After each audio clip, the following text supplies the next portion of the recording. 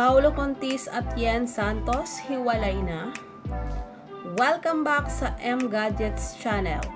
Instagram post ni Yen Santos tila nagpapahiwatig na hiwalay na nga sila Paulo Contis at Yen Santos. You ever look at someone and be like, damn, you really a liar? Kalat na kasi sa social media na may bagong pinopormahan itong si Paulo Contis na walang iba kundi ang co-host nitong si Ara San Agustin. Matatanda ang tinutokso lagi ang dalawa dahil sa sweet gestures nila sa bawat isa. Kinikilig ang mga netizens tuwing sweet na sweet itong si Paulo kay Ara.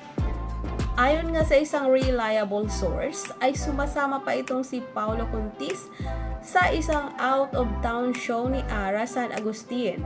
Ikinagulat ito ng buong production dahil hindi nila akalaing magkasama ang dalawa at todo alalay talaga itong si Paulo Contis kay Ara. Kahit sa backstage ay hindi maiwasan ang sweetness ng dalawa.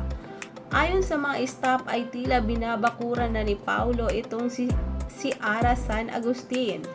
Hinahatid pa ito palagi pagkatapos ng taping.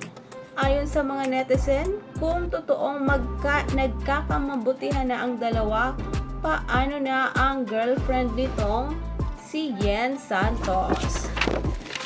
So ayan guys, para sa mga updates, please click subscribe and hit the bell button para updated kayo pag may mga bagong upload tayo. Thank you for watching guys.